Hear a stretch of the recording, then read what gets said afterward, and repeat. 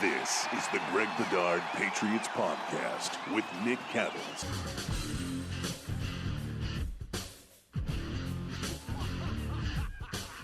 All right, Greg, it is the Colts, it's the Patriots, it's a Saturday night game, and more important than it was even 24 hours ago, given what happened Thursday night with the Chiefs and the Chargers. We'll get into that. First off, we want to tell everybody the Greg Bedard Patriots Podcast with Nick Cattles is brought to you by LinkedIn Talent Solutions. Go to linkedin.com/Bedard, post your first job for free.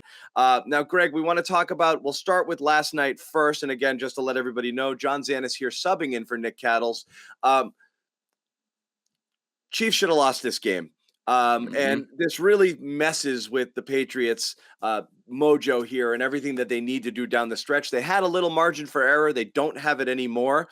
And the Chiefs look to be in the driver's seat for that first seed. And you wrote about this over at Boston Sports Journal, just the path for the Patriots and what it's going to look like. You already had them as the 2 seed behind Kansas City because you think they might eat a loss before the season is over. This really makes it hard for them. They have to be perfect. Yeah, pretty much. I wrote a column basically like, five questions coming out of the bye for the Patriots down the stretch. And my question number one was, how does this all end for the Patriots? And you can go over to BSJ and see that whole column. And I broke down, basically it's going to come down to the Patriots, the Chiefs, and the Titans for the number 1 seed in the AFC. And, you look at Kansas City, they just played the Chargers last night. They have the Steelers. The Bengals are a good team. I don't think the Chiefs are going to have much problems with them, even though that's on the road. Denver's on the road. Divisional games are always tough, like last night. So there are no gimmies left for Kansas City, but last night was the best chance for them to lose. And basically, the Patriots need the Chiefs to lose at some point, or else the Patriots have to win out. And myself, I find that hard between the Colts game on Saturday night, the Bills game. The Bills are going to come out here looking for revenge. Hopefully the weather is, a little bit more even this time. And then the Dolphins are no layup at Miami, the season-ending game. They're one of the red-hot teams in the AFC.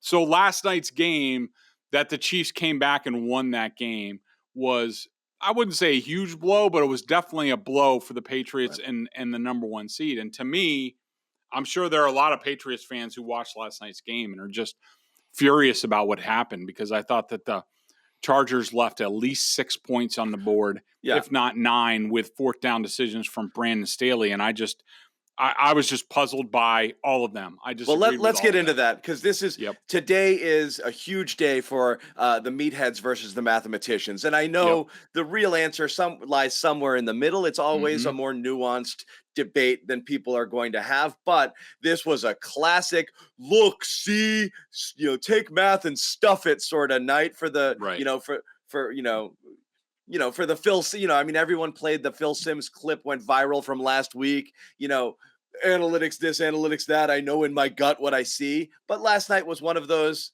read the situation as much as the math sort of things. And the Chargers definitely shot themselves in the foot by following the math, so to speak.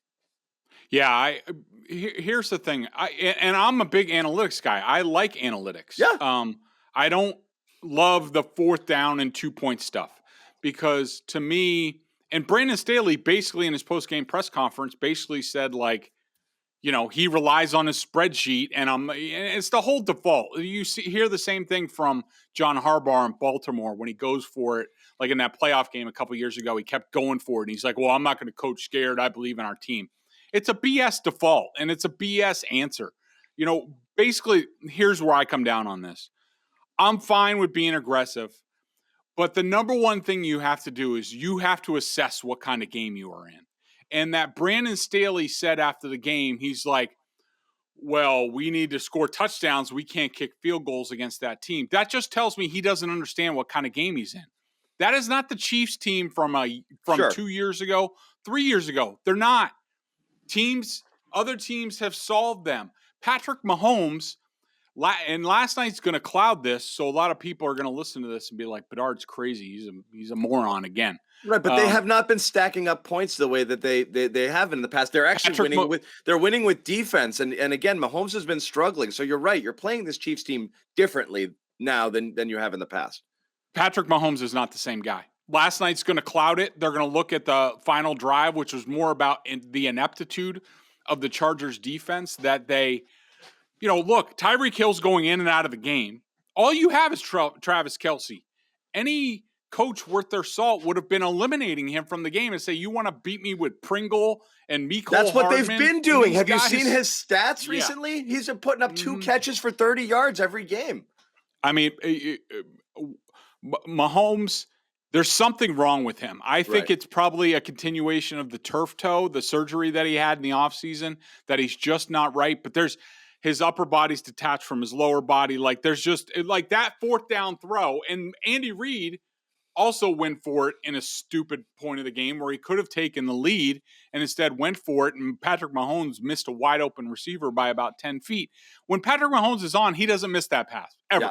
It's a touchdown. Well, and that just illustrates that he's not the same guy. So Brandon Staley, did not assess what kind of game he was in. And number 2, 4th downs or what have you, 2-point conversion, 4th downs are not all the same.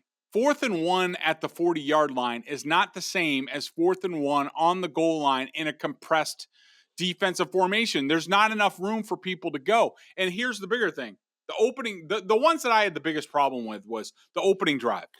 You were given a gift on the kickoff return that you basically started at the 20. It was a gift. You didn't have to do any work. You were already in field goal range. Take the points. And then right before halftime, you have a chance to. That's the one there. That was a gift. 3 more points. Take the points. And keep the momentum. Yeah. You gave a huge lift to the Chiefs right before halftime when you could have put your foot on their neck a little bit. And, yes, the Chiefs got the ball coming out of halftime, but you stop them and get the ball back. The game's over. Here's the other thing about Brandon Staley and his decision. The Chiefs did not stop the Chargers until very late in the game. Like, there was 10 straight drives. Yeah. Where they drove deep. They could not stop. They couldn't stop the running game. They couldn't stop Herbert. He was on fire. And to come out with, what did they have? 14 points for a while? That just shows you that they weren't producing enough points. He should have taken the points. He didn't realize what kind of game he was in. To me, it was a total coaching failure, and the Patriots were one of the losers in last. But it is multifaceted, and you're right. It's not just where you are. It's knowing your team. What's your team's strength? Are you good in these 3rd and short situations? Also, if you've convinced yourself, I'm going for it on all 4 downs if I'm this close, then run all of the plays that precede that 4th down call with that in mind. Don't start throwing fades and low percentage plays on the ones before that. Run it more times up the middle if you know you want to get 1 yard, 2 yard, or whatever that is before you get to 4th down. Then you probably won't even necessarily get there. So I think that those things factor in as well. But you're right. Wait, one more point on that related to that, John. And it just reminded me, and this is a criticism that I've had of, some people are have been critical of the Patriots, not going forward. And they're sometimes against Tampa, against Dallas, there were games where I thought they should have gone for it. But some of the criticism, what people also don't factor in, is that these 4th and short situations, 2-point situations, they're all basically the same. Okay? How many good, 2, 3, 4 yard plays do you think people have? That's the whole point. And if you're going for it, the first one you go for, you don't get it. That's one that you don't have for later. And you do not have an unlimited play calling supply against that team in that yard. You come out with 4 or 5 plays, and if you're burning them when you could take points where you don't know where the game's going to go, what are you going to have at the end of the game when you really need one? Now, all of a sudden you're on your 5th or 6th best play in that situation. Yeah. And that also factors in. Yeah. And that's exactly right. Is you've got usually teams have their gold standard 4th down gadget, whatever it is. This works every time. And I need the 2 points badly. And this is the play I'm going to run. And you're right. You're deep into your playbook there. that being said, if teams are going to start going for it more on fourth down, they're going to have a deeper reservoir of plays from which Bailey to needs pick. like 25 because you're going to need him because he's going for it all the time. And on the Mahomes point, before we move on, because there's a couple other items we want to get to, and obviously we got to get to the Patriots game as well, because that's what we're here to do.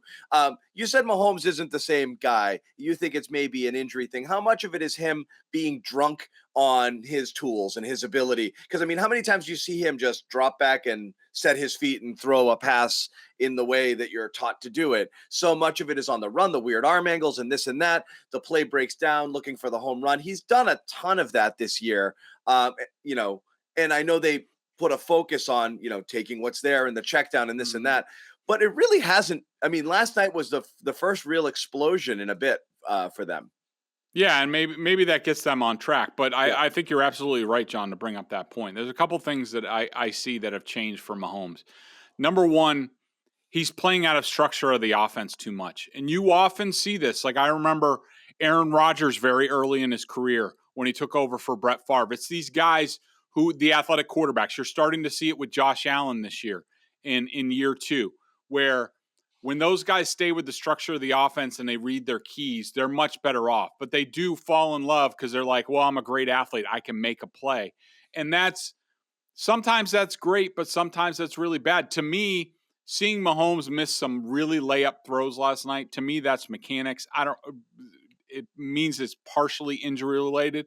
But there were also more times than I've ever seen, that Patrick Mahomes is just missing wide open guys that aren't there, that he's just not seeing within 2 or 3 seconds of the snap, where, Patrick Mahomes 2 years ago sees those guys, hits them, and they're big plays and they're efficient in the passing game. Right now, he's missing them. So he's not, to me, he's struggling physically, and also he is not seeing the field like he used to. Yeah, and as Greg wrote, Greg, as you wrote in the Boston Sports Journal piece, how does this end for the Patriots? We can make them read it, or we can jump to the end. You want to jump to the end here? Yeah, well, I will jump. Spoiler to the alert: end. Chiefs are the Spoiler 1 seed, alert. and the Patriots don't make it out of the divisional. Chiefs are the number 1 seed. I have the Broncos. Excuse me. Finish as the 7 seed. And they come to Gillette. Patriots take care of business in that game. Not a problem. But then they meet the Titans. The Titans. I thought you had the Bills. Broncos, no. Patriots. You're right. Broncos, Patriots. Yep. So I have the Colts over the Bengals in the 4-5 game. The Colts are the 5 seed. Tennessee's the 3. They take care of business. With everybody back, presumably by that point. Possibly even Derrick Henry. And so Indianapolis would go to KC as the number 1 seed. Tennessee would come back here. Obviously, I'm projecting the Titans to be at full strength. Derrick Henry, Julio Jones is back. A.J. Brown, assuming he's back. Sort of like the discussion that we had after the Titans game, where I left with a lot of questions about the Patriots. A lot of people left with beer muscles about a 23-point victory, which, if you really look at it, the Titans were 2 yards away from making a 1-score game midway through the fourth quarter with a half a team. And I left thinking, ask yourself this: if Mike Vrabel is on the plane ride home to Nashville right now, do you think that he feels better about a rematch with the Patriots in the postseason, or worse after that game? To me, no question, he felt better. That if I can do that with half a team to the Patriots, I'm coming back in here and I'm kicking their ass. Right. And I project the Titans to upset the Patriots in the divisional round, which to me is still a good season for the Patriots. I don't have any problem with that result. Yeah, we need a wet blanket sound effect for this podcast. just a squish.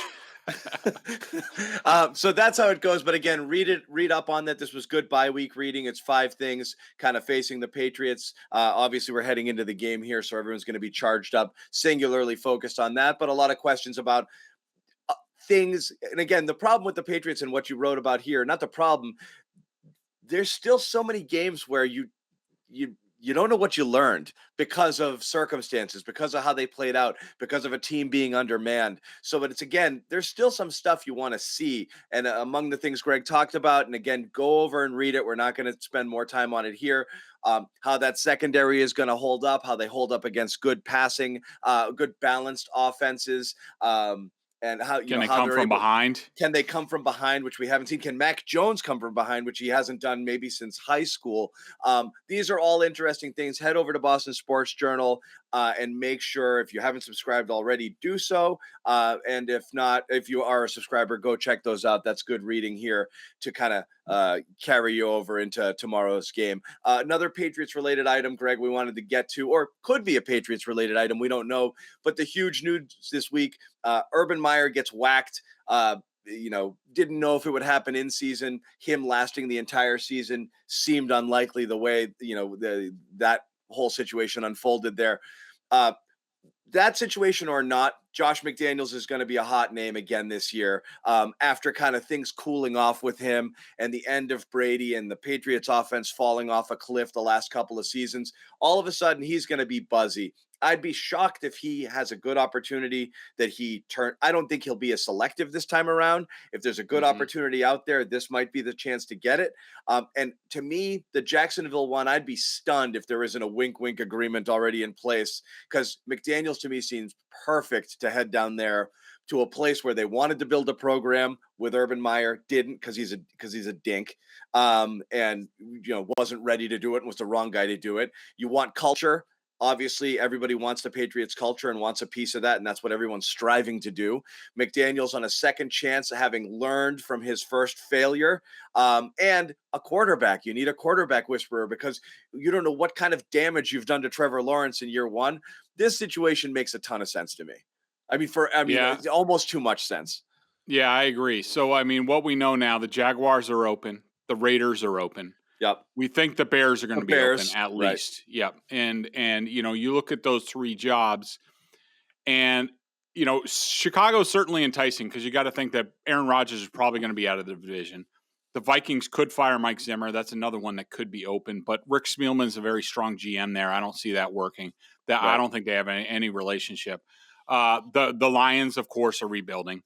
The Packers will be rebuilding as far as their quarterback.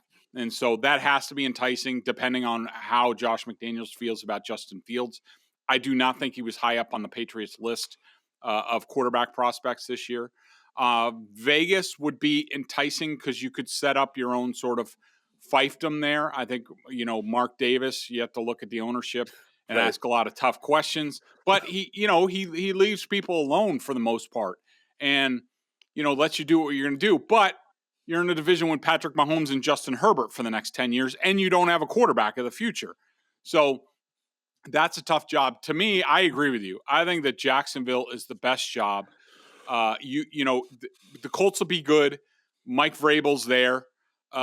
So the Titans will always be good, but there's no dominant team. There's no dominant quarterback in that division. You're also getting a runway. They want you there to build something for the long haul, not to win tomorrow in Jacksonville. Right. But the problem is like, I have a lot of respect for Shad Khan and his son, Tony Khan. I know Tony pretty well. They're really good people and they really do want to win. They make a lot of mistakes. I don't know who they're listening to. You get a lot of these owners who listen to certain people like, Mark Davis will listen to John Madden. I don't know what kind of shape he's in these days, but he hopefully for McDaniel's sake, he also listens to Ron Wolf, the father of Elliot Wolf, who is now in the Patriots personnel department. Ron Wolf was here all during training camp. So he got an up-close look at Josh McDaniels, and he might go to Mark Davis and be like, dude, Josh McDaniels is your guy. Like, he's ready to be the next Belichick. But as far as Jacksonville goes, the Cons have screwed up a lot of things. They are usually patient with their guys, whether it was Gus Bradley or Doug Marrone or the GM that they had there, David Caldwell. But if they're serious, like, they have to do what's best for Trevor Lawrence. Like, he is the franchise quarterback. You cannot screw him up again. Right. But here's the problem. The Cons sunk a lot of money into Urban Meyer, a lot, that they're going to have to, even if Urban Meyer, you can fire him with cause to get out of the rest of his contract. they still signed a lot of assistants for a lot of money for a lot of years that they're going to have to eat. A lot of times in these situations, you get owners who say, you know what? I'm just going to try to piece this together. I already have the GM in place, Trent Baalke. Darrell Bevel is here. He's Trevor Lawrence's offensive coordinator. He can make it work. He's been an offensive coordinator. He's been on the precipice. He's interviewed for jobs before. Why don't I just make him the permanent guy and see if that can get by? Or you get a Jim Caldwell or a Byron Leftwich. Byron Leftwich has no head coaching experience. I could see them trying to get by for a couple of years to sort of, mitigate the loss of Urban Meyer. To me, that would be another humongous mistake by them. Yep. Basically, you need to say, who is the best person for Trevor Lawrence? And when you look around and you see what Josh McDaniels has done with Mac Jones, what he's done with Matt Castle, what he's done with Jimmy Garoppolo, let alone his working relationship with Tom Brady, I don't know. I don't know if there's a better candidate out there. And if they're serious about, like you said, changing the culture, becoming a winner, some people scoff at the Jacksonville job. To me, what was Foxborough when Bill Parcells got here? Like, very similar stadiums, didn't look like much of a future, outpost, games blacked out, all that stuff. Like, to me, if you're McDaniels, you go there. The division isn't that great. You get to turn things around. There's not much media there. You're basically left alone to do what you want. To me, I think it's a great job. And the Jaguars would be fools if they didn't seriously consider Josh McDaniels. And again, it makes sense. The two things that are going to hurt Josh, obviously, his first go round and how spectacularly bad, how Urban Meyer level bad it was there, and how quickly that unraveled.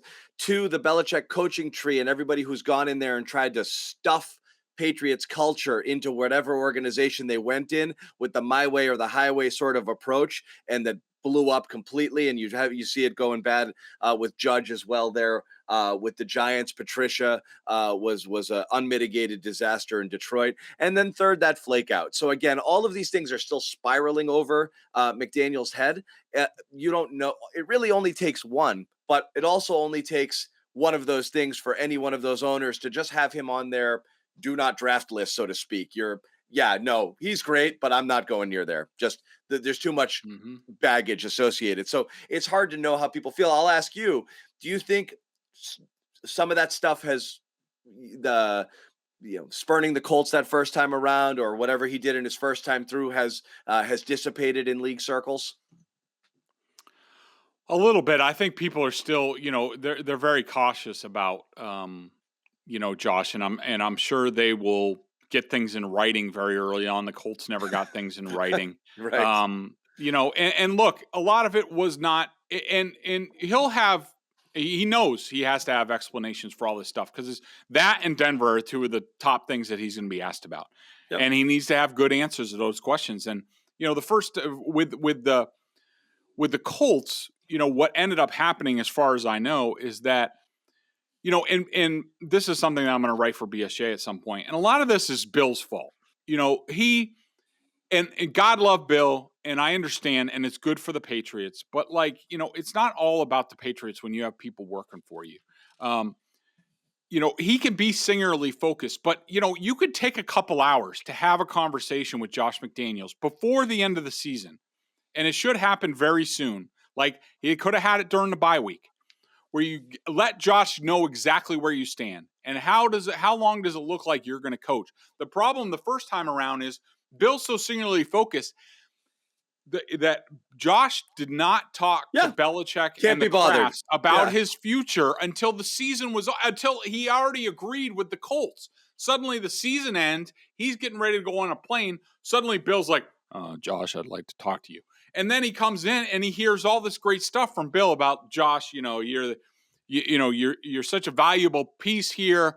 I couldn't do a lot of this without you. Look, I don't know what was said. I'm just making things up. But, there's a lot of things I couldn't do here without you. You're basically the head coach in the offense. Like, I want to give you a humongous raise. I want you here. And suddenly Josh is like, what? I have never heard any of this stuff. Yeah, your wife has her Yeah, your wife has her bags packed and she's at the door and then you tell her you love her and, for the first time, it's like, exactly. It's, you can't wait that long. But again, you don't know also, are there assurances in place? That's the last thing Yeah. is there okay, I don't know if it's 2 years, but it's a 3 to 5 year window. And as soon as that's done, we don't even interview another guy. It's yours, buddy. And if that's in place, that would be a different story as well. But you don't know if anything like that was ever agreed upon or discussed. As far as I know, it has not been. I do think part of the equation is I don't know if McDaniels or a lot of people want to be the guy that They're replaced. Follow succeeds, Bill. Yeah. follow Bill, because you're basically in a no-win situation. And suddenly you're George Seifert. How is George Seifert viewed? Those Right. titles aren't his. They're Bill Walsh's.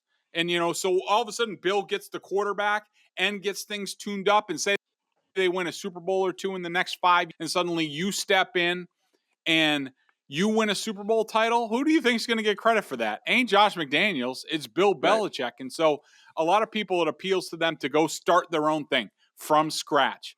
And I think that's part of the equation. But to me, it's incumbent upon Bill as a human being, especially after what happened last time with that last hiring process, to make where it clear. McDaniels got screwed out of even interviewing for the Giants job. That went to Joe Judge. And so Bill basically owes Josh one. And he needs to either make clear to him right now what the future is and what he wants, and give him another raise and say, don't go on these job interviews before he even does. If you want him here and you want to make him an offer, make him it now, or otherwise give your blessing for everything. The rules have changed. They can now interview the final 2 weeks of the season if there's an opening, if the team approves of it. If that's the case, Bill cannot stand in Josh's way. He has to let him interview after what happened last time. It'll be fascinating to see what happens. Yep. So that's going to be buzzy. And as you said, the rules have changed a little bit. So we might have more clarity on the situation earlier than you normally would, with a bye-week interview situation really being the only opportunity, for this thing to come up. So we'll see what happens. A lot of NFL jobs going to be available. We mentioned lots of them. Speaking of new jobs, if you want to get one, we've got a great deal for you where you can head on over to LinkedIn Talent Solutions and get that taken care of. Greg, why don't you tell people about it? Yeah, John, these days it can be hard to find and hire the right candidates for your small business. That's why LinkedIn Jobs made it easier to find the people you want to talk to faster and for free. And everybody knows over at BSJ, we are a small independent business, as is CLNS and North Station Media. And I often go on LinkedIn and I hear from people, I hear from candidates, intern candidates. We'll be looking to ramp those up this coming year. And I go on there and I look all the time and I get messages, and it's one of the ways. Going on LinkedIn is definitely one of the ways I keep my eyes on job prospects, because we're always looking for the next great Boston sports writers and content providers. Create a free job post in minutes on LinkedIn Jobs to reach your network and beyond to the world's largest professional network of over 770 million people. Focus on candidates with just the right skills and experience, and use screening questions to get your role in front of only the most qualified. I definitely do that. Then use the simple tools on LinkedIn Jobs to quickly filter and prioritize who you'd like to interview and hire. That's why small businesses like BSJ rate LinkedIn Jobs number one in delivering quality hires versus leading competitors. LinkedIn Jobs helps you find the candidates you want to talk to faster. Did you know every week nearly 40 million job seekers visit LinkedIn? Post your job for free at linkedin.com/Bedard, Bedard. That's linkedin.com/Bedard to post your job free. Terms and conditions apply. And honestly, do it. Some people, one of the reasons they're afraid they don't use these platforms is they try to find other ways and they don't want to pay for it and this and that. And so take that shot. You're going to get an insane amount of candidates here. We use it a ton, at CLNS as well. So again, posting that job for free, great opportunity to see the benefits of it. If you're not using LinkedIn right now, I'm doubling down on this. I say head on over and do that. Once again, linkedin.com/Bedard, post your first job for free. Greg, let's get to the Patriots Colts. Huge game Saturday night. It's gonna be a game that's probably solved by the by the big guys up front. We know a lot about the Colts running game, and who better to talk about big guys than a former big guy, now skinny guy, Greg Bedard. But you wrote about this and you talked about it, and you've got some things you're worried about and some things that you feel good about. So let's break those down. What worries you most for the Patriots heading into this game? The Frank Reich factor. Yeah. This is a guy who, I think a lot of. He is not perfect. I will certainly say that. This is a guy who was basically the brainchild. It was not Doug Peterson, the visor, in Super Bowl 52. Was that 52? Frank Reich knows there are certain guys who are comfortable scheming against certain schemes. Like Josh McDaniels and the Patriots are great against the Seattle cover 3. Frank Reich knows the Patriots system. He knows how to target it. He will make you defend every blade of artificial turf come Saturday night. He will exploit some of the mismatches. He's really one of those formidable opponents in terms of offensive coordinators, game planners, play callers. And so, he's the first thing that I'm worried about in this game. What he is going to have things in the back of his pocket. Judging off that Super Bowl against the Eagles, I would look for whether it's Jonathan Taylor or Naheem Hines, the other running back, getting their running backs involved in the passing game down the field. That's something we saw with Corey Clement in that Super Bowl. I would do the same sort of thing, get them matched up with whether it's Juwan Bentley or Dante Hightower or Jamie Collins, get them matched up. He's going to have, especially his script early, is going to be really good, and it's going to throw the Patriots for a loop. I would not be surprised if the Colts go down and score on their first possession. But then the game is going to be on, and who's going to win the chess match there. Right. And so let's lump the next two together. It's obviously the Jonathan Taylor factor. He's the best running back, certainly now with Derrick Henry gone, in the NFL by a considerable margin. He is both, a powerful back, and he has breakaway speed. So you got to be really, really careful with him because he can bust one. And that plus the interior of that Colts offensive line, which is like ridiculously good, going up against the Patriots defensive front, and whatever they're going to throw at them here. And how do you think, and again, we're looking at, they've kind of settled in with their guy Davis Godshaw sort of matchup here, heavy against the run. How do you think those guys are going to stack up? I think the Patriots are going to do pretty well, but you have to worry about Jonathan Taylor because he's the type of back that if you have one breakdown in your gap control and your run fits, and we have seen this from the Patriots in just about every game. Even when they play good run defense, they have bad plays. For example, what was that game when they ripped off like a 75-yard touchdown? Outside of that, they played really good run. That was the Titans game. And it wasn't even Derrick Henry. And it was late. Yeah, right. It was a big play. Yeah. And, that's the type of thing. I assume both these teams are going to stack the box against the run. And, we saw that. I mean, the Patriots, Damian Harris busted a big one. You can have as many guys in the box as you want. But if your run fits aren't right, if you're not disciplined, if guys aren't doing the right thing, you can get exposed. And so, I worry about, Quentin Nelson, the left guard, we know is one of the best in the league. Ryan Kelly, the center, is really good. He's been in and out with injuries and COVID. Danny Pinter, the backup, is really good young player. Yeah. I'm not huge on Glowinski, the right guard, but look, the Patriots. Devon Gottschall is coming off the best game he ever had with the Patriots, one of the best interior games you'll ever see. It was Vince Wilfork-esque. That was against a bad center. He's not going up against a bad center in this game. Against good centers, he's had a tough time. The Patriots' run has had a tough time. But the big thing is like you got to be able to stop the run to put the ball into Carson Wentz's hands. Both these defenses, even the Colts said it out loud. Both of these teams want to put the game in the opposing quarterback's hands. Which team is more successful is going to win this game on Saturday night. Right.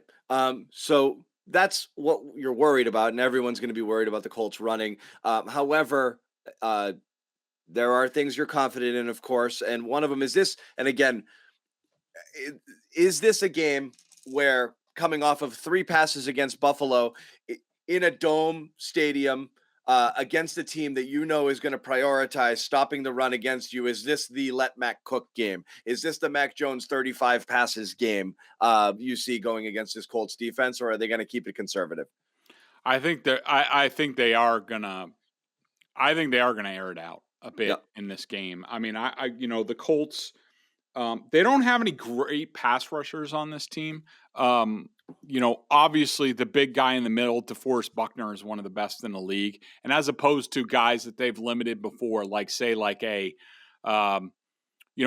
Watt or a Jarrell Casey, those interior guys who sort of move and do a lot of things. The Patriots can run those guys out of games.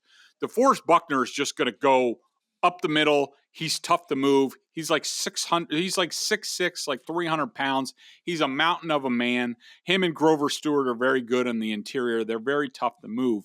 But I think for that reason, I look for the Patriots to throw early, soften things up. I would be a little bit hesitant to throw on the edges against Kenny Moore and Xavier Rhodes, the two cornerbacks. They're both excellent. But the thing is, the Colts play a lot of zone. And they will have some designer looks, especially with 2 weeks of rest and preparedness for this game, just like the Patriots. I love that both teams are coming off a bye, so they're both even in terms of preparation. But to me, the Colts lost their both starting safeties very early on in this season. And to me, whether it's Kari Willis or Andrew Sendejo is the guy. He's been around forever, former Eagle. He's almost he's like that guy on the Chiefs, Sorensen, that you saw last night. Yeah. Who I hate Daniel Sorensen. Yeah, he's one of the worst players in the league. I can't believe he still has a job. And Sendejo's very much the same way. If I'm the Patriots, they are going to have opportunities down the field against the safeties with their tight ends.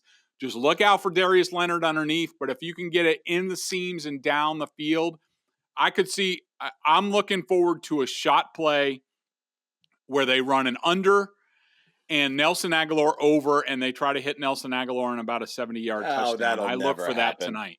Yeah. Yo, ye of little faith, John. It's coming. The Nelson Aguilar Taylor Price breakout game is coming. Captain Clear Out, Nelson Aguilar.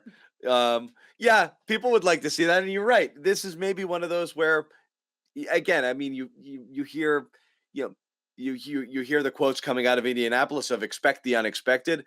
I do think you're going to see things from the Patriots you haven't seen in the last couple of weeks here, because I think they might have to, try to do things that they haven't been doing. I don't know if you're going to just, go punch for punch with the Colts here and just hand the ball off 40 times and be able to win this game. And this might be the Mac game. Maybe it's the Aguilar game. Who knows? Greg, couple other things that you are confident that the Patriots are going to be able to accomplish against the Colts in this game.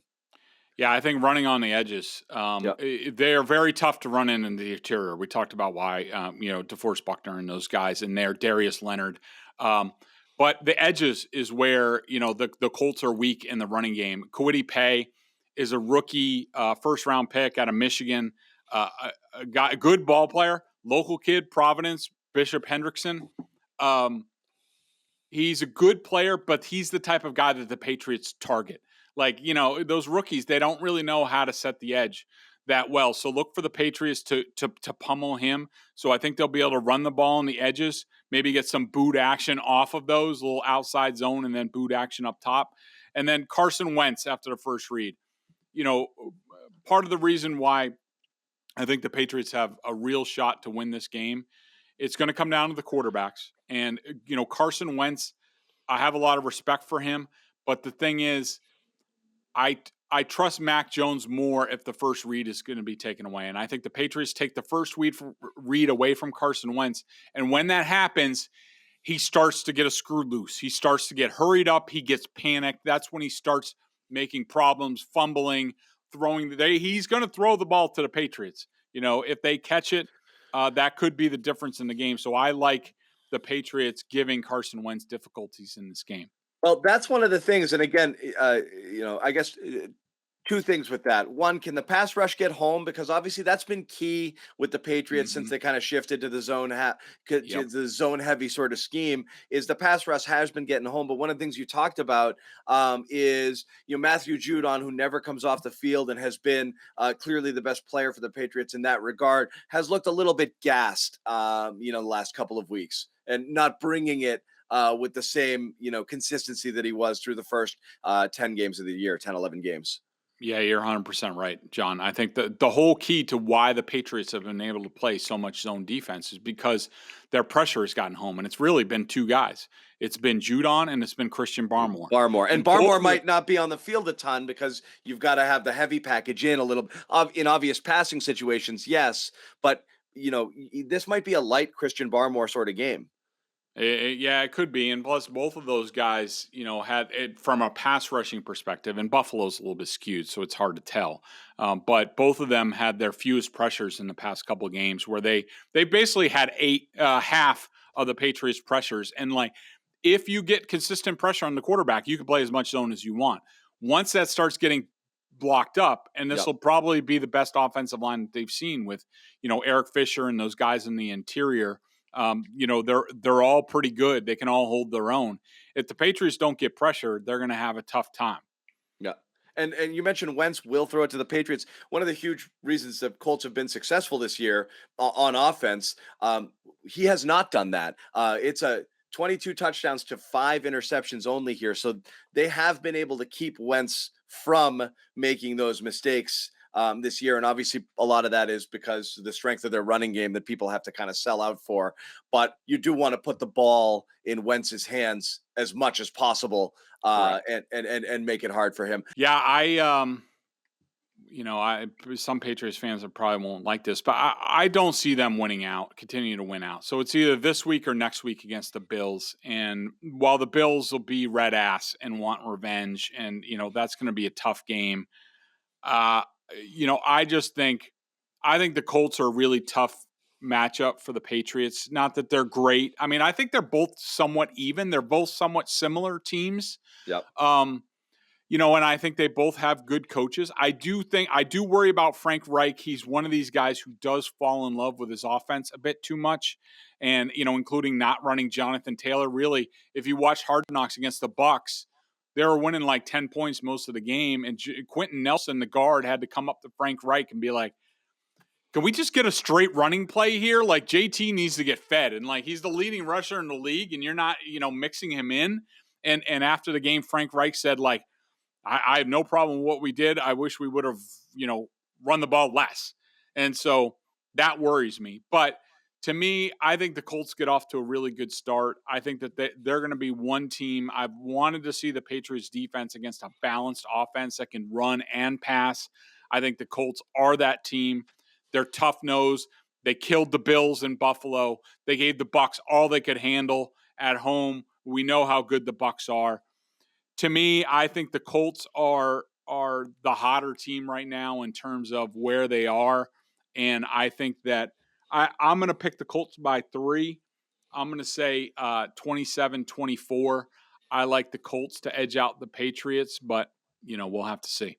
All right. I agree with almost everything you said, but for some reason, Greg, I'm kind of leaning towards the first come-from-behind win of Mac Jones' professional career in this one. And it's going to be a who has the ball last sort of situation.